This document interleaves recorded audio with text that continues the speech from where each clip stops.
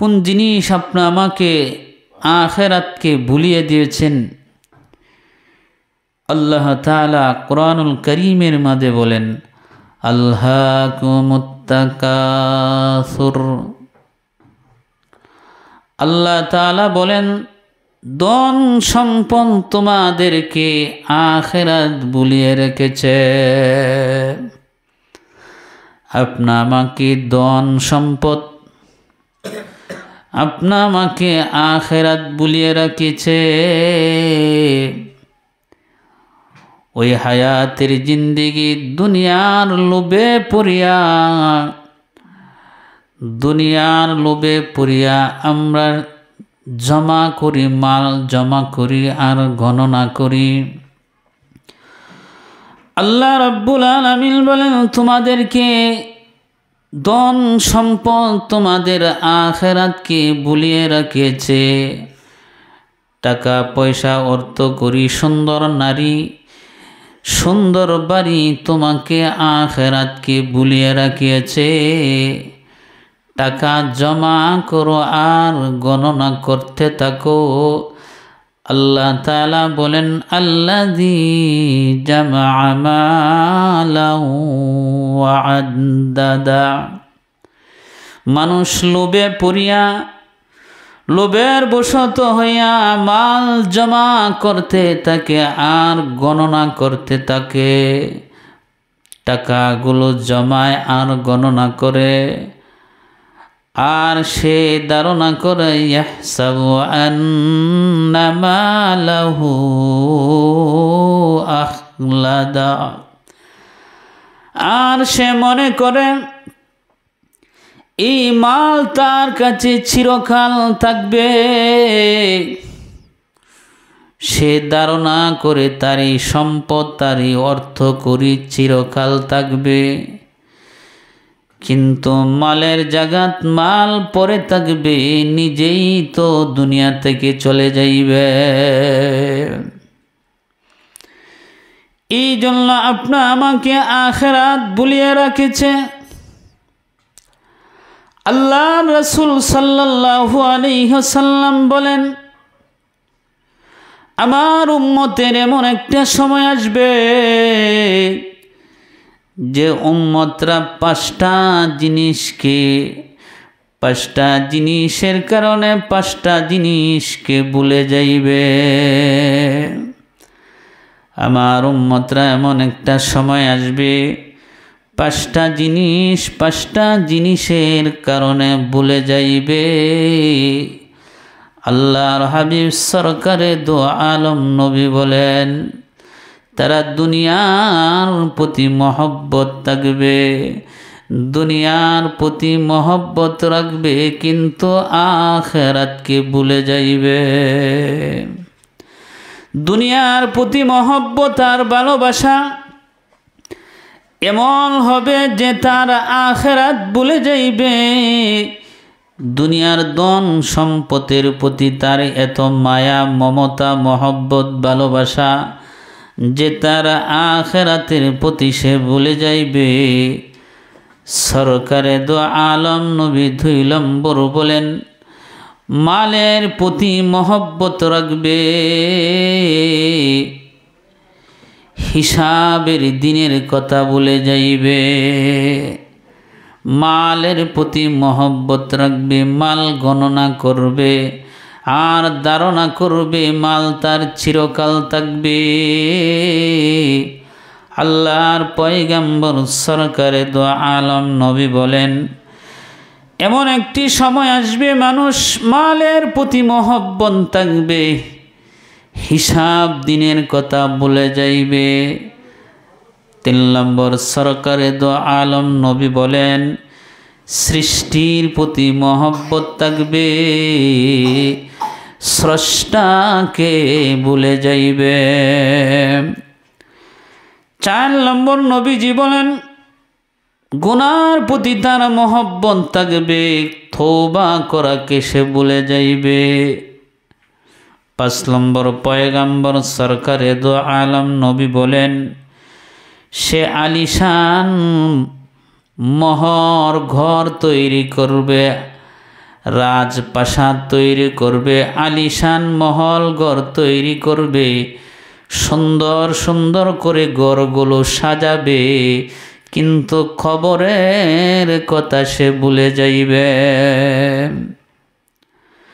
দুনিয়ার মহব্বতে সে ঘরগুলো সুন্দর করে সাজাবে, কোন মিস্ত্রি দিয়া কাজ করলে আমার ঘরটা বেশি সুন্দর হবে, কোন মিস্ত্রি দিয়া আমার ঘরের ডিজাইনটা ভালো হবে, ঘর সুন্দর করার জন্য সে ব্যস্ত থাকবে, কিন্তু সে কবরের কথা ভুলে যাইবে। আল্লাহর পয়গম্বর সরকারে দো আলম নবী বলেন, আমারই উম্মতরা পাঁচটা জিনিসের কারণে ভুলে যাইবে। এই জন্য আল্লাহর রাসূল সাল্লাল্লাহু আলাইহি ওয়াসাল্লাম বলেন, দুনিয়ার মহব্বতে যে তুমি আখিরাতকে পিছনে ফেলিয়ে দিলা,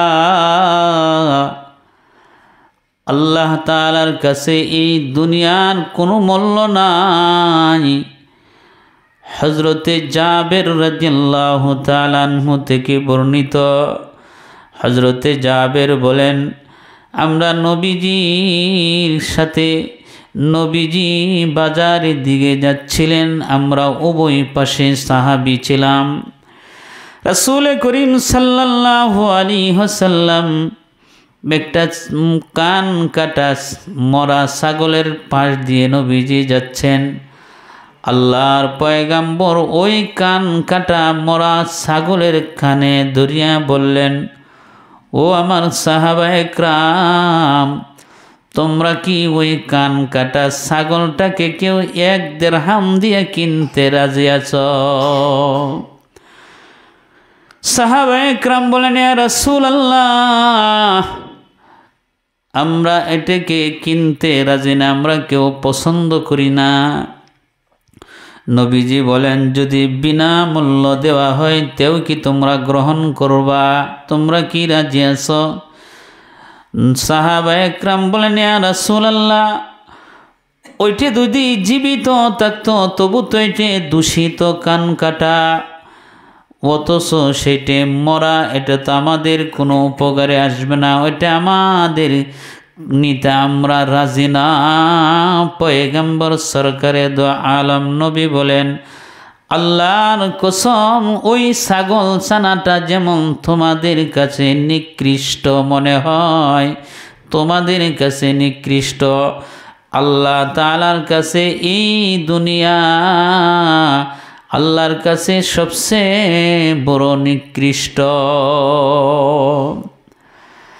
আল্লাহর রাসূল সাল্লাল্লাহু আলাইহি ওয়াসাল্লাম বলেন, আল্লাহ তাআলার কাছে যদি ওই দুনিয়াটা একটা মশার দানা পরিমাণও মূল্য থাকত, তাহলে আল্লাহ রাব্বুল আলামিন কোনো কাফের, কোনো খ্রিস্টানকে 1 ডুক পানি পান করাইতেন না। আল্লাহ রাব্বুল আলামিনের কাছে এই দুনিয়ার কোনো মূল্য নাই। যে দুনিয়ার পিছনে পড়ে আমি আমার জীবনকে নষ্ট করে দিলাম। আমার নবী একদিন ছাটায় ঘুমিয়েছিলেন। আল্লাহর পয়গম্বর যখন ছাটাই থেকে ঘুম থেকে উঠলেন, তো আল্লাহর পয়গম্বরের শরীরের মধ্যে চাটাইয়ের দাগ। আব্দুল্লাহ ইবনে মাসউদ রাদিয়াল্লাহু তাআলা থেকে বর্ণিত, নবীজির ওই ছাটাই দাগ দেখে আমরা বললাম, ওগো সরকার, আমরা আপনার জন্য একটা তোশক বানায় দিই। দেখেন না গো নবী, আপনার শরীরের মধ্যে ছাটাইয়ের দাগ লেগেছে। বিশ্ব নবী জনাবে মুহাম্মদ সাল্লাল্লাহু আলাইহি ওয়াসাল্লাম শুয়ে থাকে, তার শরীরের মধ্যে ছাটাইয়ের দাগ লেগে যায়। আল্লাহর পয়গম্বর বলেন, ও সাহাবায়ে কেরাম, আমার তো দুনিয়ার সাথে কোনো সম্পর্ক নাই, আমি তো হলাম একজন মুসাফির। যেমনভাবে কোনো মানুষ গাছের ছায়ার তলে বিশ্রাম নেয়, কিছুক্ষণ পর ওই গাছ তলা থেকে চলে যায়। আল্লাহর পয়গম্বর সরকারে দো আলম নবী বলেন, ও দুনিয়ার মানুষ, যে দুনিয়া তোমাদেরকে ভুলিয়া রাখে, আখিরাতকে তোমাদেরকে ভুলিয়াছে। ধন সম্পদ, বাড়ি গাড়ি নারী, ওই সমস্ত তোমাদেরকে দুনিয়া থেকে ভুলিয়ে আখিরাতকে তোমাদেরকে ভুলিয়া রাখিয়াছে। এই আখিরাতকে তোমরা প্রাধান্য দাও, কারণ আখিরাত তোমাদের জন্য হলো শ্রেষ্ঠ। আল্লাহর রাসূল সাল্লাল্লাহু আলাইহি ওয়াসাল্লাম বলেন, হে বনি আদম বলে, এই সম্পদ আমার, এই অর্থ আমার, এই ধন সম্পদ আমার, ওই জমিন আমার, ওই জমিন আমার, ওই সম্পদ আমার, ওই টাকা আমার। আল্লাহর রাসূল সাল্লাল্লাহু আলাইহি ওয়াসাল্লাম বলেন, তোমার সম্পদ হইল তিনটে। তুমি যে বলো আমার সম্পদ, আমার অর্থ, আমার টাকা, রাসূল বলেন তোমার সম্পদ হলো তিনটে। আল্লাহর পয়গম্বর সরকারে দো আলম নবী বলেন, এক নম্বর সম্পদ হইল তোমার যে তুমি খাইছ এবং খায়া শেষ করে ফেলছ। তুমি যা খাইলা এবং যা শেষ করলা ওইটি হইল তোমার। তুমি খাইলা না, তুমি যা খাইলা ওইটি তোমার। সরকারে দো আলম নবী বলেন, দুই নম্বর হচ্ছে তুমি যা পোশাক কাপড় পরিধান করলা, আর পোশাক পরিধান করে যেটাকে পুরান করে ফেললা, যে পোশাক তুমি ব্যবহার করলা ওই পোশাক তোমার। তিন নম্বর সরকারে দো আলম নবী বলেন, যা তুমি দান করলা সেটি তুমি আখিরাতের জন্য সঞ্চয় করলা। যেটা তুমি দান করলা, তাহলে আমরা বলি আমার সম্পদ, আমার সম্পদ। রাসূল বলে না, তিনটে তোমার, বাকি তোমার সম্পদ না। তুমি যাওয়ার সাথে সাথে এই সম্পদ অন্যর মালিকানা চলে যা। এই জন্য নবী বলেন, তুমি যা খাইবা, তুমি যা পরবা, তুমি যা দান করবা, এটি হলো তোমার সম্পদ। আল্লাহর রাসূল সাল্লাল্লাহু আলাইহি ওয়াসাল্লাম এই জন্যই বলেছেন, ও সাহাবায়ে কেরাম, তোমরা বেশি বেশি করে সদকা করো, দান খায়রাত করো, কারণ এমন একটা সময় আসবে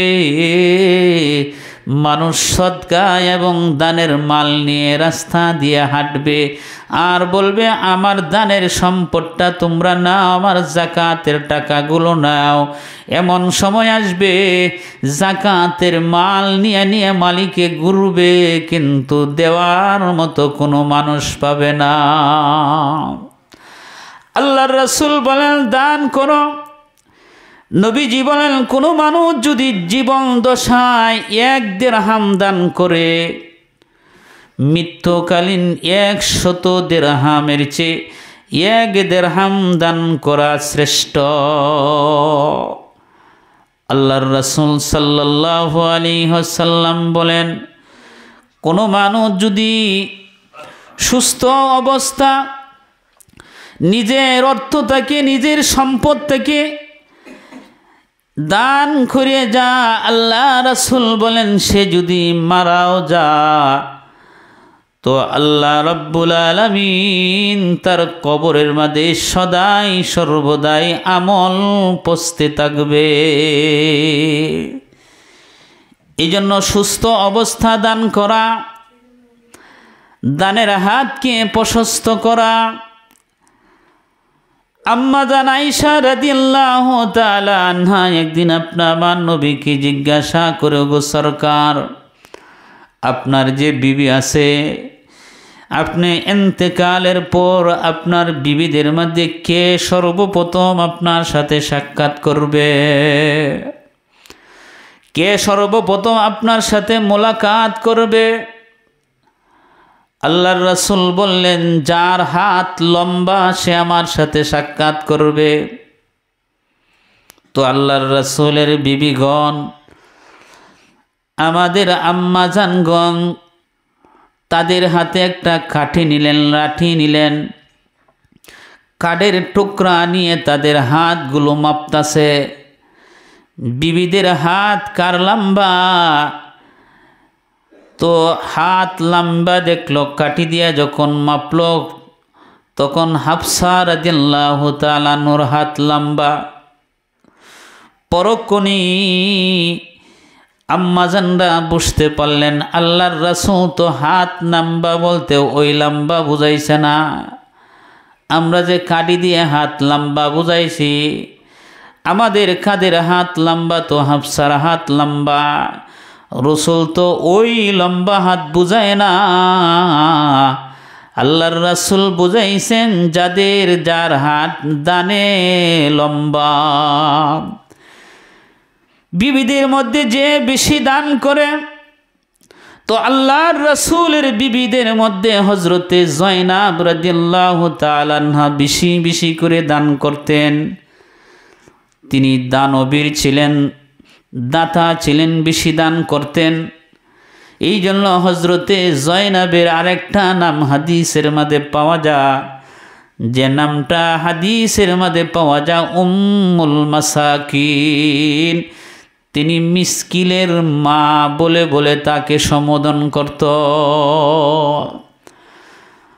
আল্লাহর রাসূল সাল্লাল্লাহু আলাইহি ওয়াসাল্লামের সাথে বিবিদের মধ্যে সেই সর্বপ্রথম নবীর সাথে সাক্ষাৎ করবে যে দানের দিকে অগ্রসর। তো হযরতে জয়নাব বেশি বেশি করে দান করতেন, এই জন্য তার নামটা উম্মুল মাসাকিন বলা হইত। এই জন্য রাসূল করিম সাল্লাল্লাহু আলাইহি ওয়াসাল্লাম বলেন, মানুষ যখন ঘুম থেকে উঠে তো দুইজন ফেরেশতা জমিনে অবতরণ হয়। যে দান খায়রাত করে তো একজন ফেরেশতা বলে, আল্লাহ তুমি তার দানের মাঝে বরকত দান করো, তার মালের মাঝে বরকত দান করো। আর যে ক্ষিপণতা করে, যে বখিলগিরি করে, ক্ষিপণতা করে, ফেরেশতা বলে, আল্লাহ তার মালকে ধ্বংস করে দাও। ফেরেশতা তাদের জন্য বদদোয়া করে। এই জন্য বুখারীর বর্ণনায় এসেছে,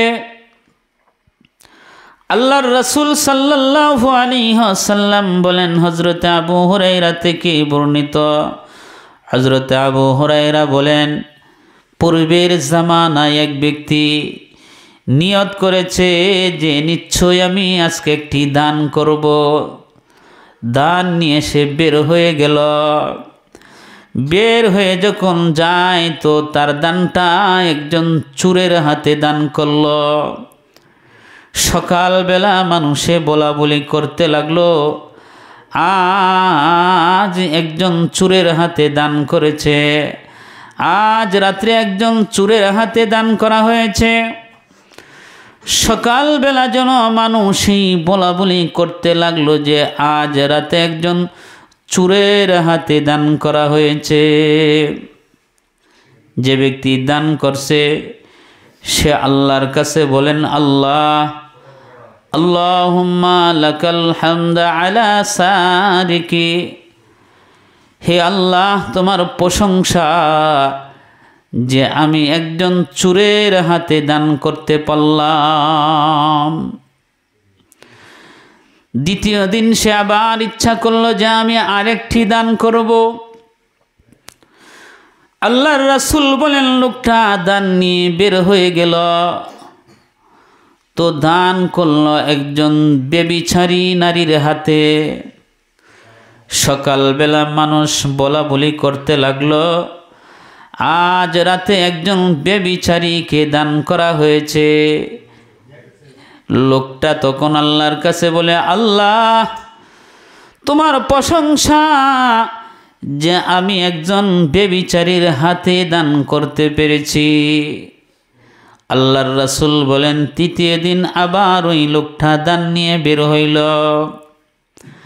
তো ওই রাত্রেও সে দান করলো। সকালবেলা মানুষ বলা বলি করতে লাগলো যে আজ রাতে একজন ধনী ব্যক্তির হাতে দান করা হইল। লোকটা তখন আল্লাহ তাআলার কাছে বলেন, আল্লাহ 3 দিন দান করলাম, মওলা তুমি যে আমাকে দান করার তৌফিক দিয়েছ। প্রথম দিন দান করলাম একজন চোরের হাতে, দ্বিতীয় দিন দান করলাম একজন জিনাকারিনী নারীর হাতে, তৃতীয় দিন দান করলাম একজন ধনী মানুষের হাতে। এই কথা সে বলতে বলতে ঘুমিয়ে যা। তো স্বপ্নে তাকে বলা হয়, তুমি যে দান করেছিলা চোরের হাতে, তোমার ওই দান পায়া সম্ভবত চোর আর কোনোদিন চুরি করবে না। তুমি যে জিনাকারিনীর হাতে দান করেছ, ওই জিনাকারিনী সম্ভবত তোমার দান পায়া আর সে জিনায় লিপ্ত হবে না। তুমি যে ধনী ব্যক্তির হাতে দান করেছ, ওই ধনী ব্যক্তি তোমার কাছ থেকে শিক্ষা গ্রহণ করবে। হায়রে, আমি রাত্রে বের হইলাম তো আমারে দরিদ্র মনে করে আমারে দান করে মানুষ, আমি একজন ধনী মানুষ, আমাকেও মানুষ দান করে। ওই ধনী যাতে শিক্ষা গ্রহণ করে সে যেন দান করতে পারে। আল্লাহর রাসূল সাল্লাল্লাহু আলাইহি ওয়াসাল্লাম বলেন, ওই লোকটার দানটা ছিল খালেস নিয়তে দান করেছিল। এই জন্য খাঁটি নিয়তে যখন কোনো মানুষ দান করে, কোনো মানুষের জমিনের সম্পদ যদি ওসর অনুযায়ী কোনো মানুষ সঠিকভাবে ব্যয় করে, তাহলে আল্লাহর পক্ষ থেকে এই জমিনের মধ্যে বরকত হয়। যদি কোনো মানুষ বসুরি জমিন তাকে সেচের দ্বারা হয়, কোনো কিছু পানি টানি দিতে হয় না, লাগাইলো আর কাটিয়ে আনলো, তো এটার সদকা দিতে হয়, 10 ভাগের 1 ভাগ সদকা দেওয়া। আর যদি উসরি জমিন হয়, সে চাষাবাদ করলো, কষ্ট করে পানি দিল, তো 40 ভাগের 1 ভাগ হইল গরিবের হক। যখন এই নিয়ম অনুযায়ী দিবে তো তার মালের মাঝে বরকত আসবে। আল্লাহর পয়গম্বর সরকারে দো আলম নবী বলেন, এক লোক মরুভূমি দিয়ে যাচ্ছে, মরুভূমি দিয়ে যাইতেছে, তো পাহাড়ে হঠাৎ করে সাজের মাঝ দিয়ে আওয়াজ আসলো, মেঘমালা থেকে আওয়াজ আসলো, অমুকের বাগানে পানি দিয়া দাও। এই কথাটা লোকটা মেঘমালা থেকে যখন শুনলেন, শোনার সাথে সাথেই দেখা গেল আকাশের দিকে তাকাইলো যে সাজটা দ্রুত গতিতে চলে গেল। এক মাঠের মাঝে মশাল ধরা বৃষ্টি হইল। এখানে অনেকটি নালা, তো একটা নালা দিয়ে পানিগুলো যাচ্ছে। ওই লোকটা ওই পানির নালা দিয়ে সে পানির পিছনে পিছনে যাচ্ছে। আল্লাহর রাসূল বলেন, তো পানির পিছনে পিছনে গিয়া দেখে একজন লোক বাগানের পাশে দাঁড়ানো অবস্থা একটা কোদাল নিয়ে দাঁড়িয়ে রয়েছে। ওই পানিগুলো তার বাগানের ভিতরে যাচ্ছে আর সে পানিটি বাগানে ছড়ায় দিতেছে। ওই লোকটা ডাক দিয়ে বললে, ভাই তোমার নাম কি মা? সে বলল, আমার নাম অমুক। বাগানওয়ালা জিজ্ঞাসা করলেন, ভাই তুমি আমার নাম জিজ্ঞাসা করলা কেন? জিজ্ঞাসা করিলাম, তোমার নামের সাথে আকাশে সাজের মধ্যে একটা নাম, সাজের পক্ষ থেকে আকাশের মেঘমালা থেকে আওয়াজ পাচ্ছি, অমুকের বাগানে পানি দাও, বাগানে পানির প্রয়োজন। তোমার নাম আর এই সাজের মধ্যে যে মেঘমালা থেকে যে আওয়াজটা পেয়েছিলাম, ওই নামের সাথে তোমার নাম মিল আছে। বলো রে ভাই, তোমার বাগানে সাজের পক্ষ থেকে পানি দিয়া দে, তুমি মালিকের কি ইবাদত করো? লোকটা ডাক দিয়ে বলে, ও ভাই, আমার যে বাগানেরই সম্পদ আছে, বাগানের যে যত খেজুর হয়, ফল হয়, ওইটা আমি 3টে বন্টন করি। এক বন্টন আমি জমিনের জন্য রাখি, জমিনের চাষাবাদের জন্য রাখি। আরেক বন্টন আমি সদকা করে দিই, দান খায়রাত করে দিই। আরেক বন্টন আমি নিজে ভক্ষণ করি। এই নিয়ম অনুযায়ী আমি আমার বাগান পরিচালনা করি। তো কোনো দিন আমি আমার বাগানের পানি এবং ফলের জন্য কোনো চিন্তা করতে হয় না।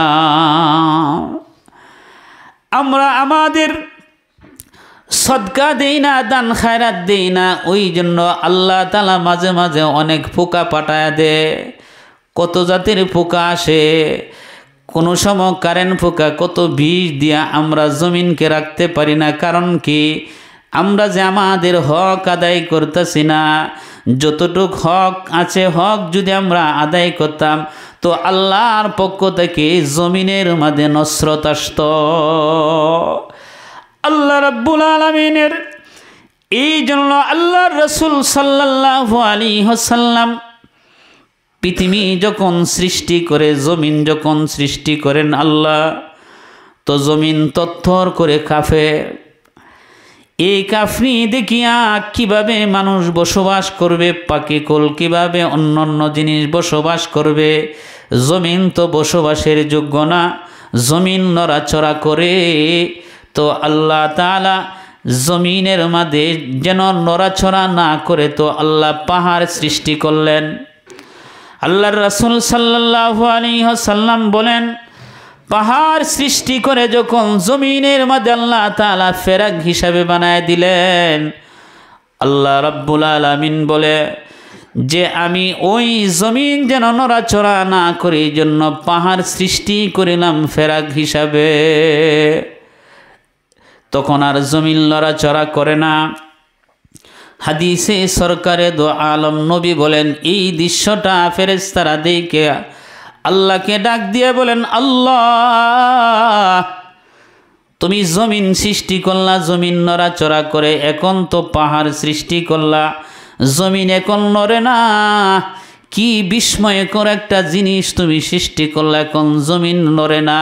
হে আল্লাহ, ওই পাহাড়ের চেয়েও কি আরো শক্তিশালী কোনো কিছু আছে গো আল্লাহ? আল্লাহ তাআলা বলেন, ও ফেরেশতারা, ওই পাহাড়ের চেয়েও শক্তিশালী আছে। ফেরেশতারা বলেন, আল্লাহ, পাহাড়ের চেয়ে শক্তিশালী আবার কোন জিনিস? আল্লাহ তাআলা বলেন, পাহাড়ের চেয়ে শক্তিশালী হইল লোহা। লোহা দিয়ে পাহাড় কেটে ফেলে। ফেরেশতারা আবার জিজ্ঞাসা করেন, আল্লাহ, লোহার চেয়েও কি আরো শক্তিশালী কোনো জিনিস আপনি সৃষ্টি করেছেন? আল্লাহ বলে, হ্যাঁ, লোহার চেয়েও আরো শক্তিশালী জিনিস সৃষ্টি করেছি, তার নাম হলো আগুন। আবার ফেরেশতারা জিজ্ঞাসা করেন, আল্লাহ, আগুনের চেয়েও আরো কোনো শক্তিশালী তুমি সৃষ্টি করেছ? আল্লাহ তাআলা বলেন, হ্যাঁ, আগুনের চেয়েও শক্তিশালী আমি সৃষ্টি করেছি, তা হলো পানি। কারণ আগুন যখন জ্বলে তো পানি দিলেই নিভিয়ে যায়। ফেরেশতারা আবার জিজ্ঞাসা করেন, আল্লাহ, আগুনের চেয়েও কি আরো কোনো জিনিস সৃষ্টি করেছ? আল্লাহ রাব্বুল আলামিন ফেরেশতারা বলে, আল্লাহ, আগুনের চেয়েও পানির চেয়েও শক্তিশালী জিনিস আপনি সৃষ্টি করেছেন। আল্লাহ বলেন, হ্যাঁ, পানির চেয়েও আমি শক্তিশালী সৃষ্টি করেছি, তা হলো বাতাস। আল্লাহ রাব্বুল আলামিন এই বর্ণনা দেওয়ার পর ফেরেশতারা আবার জিজ্ঞাসা করেন, আল্লাহ, বাতাসের চেয়েও কি আরো কিছু জিনিস মজবুত সৃষ্টি করেছেন? বাতাসের চেয়েও কি আরো শক্তিশালী আছে কি? আল্লাহ বলেন, হ্যাঁ, বাতাসের চেয়েও শক্তিশালী হলো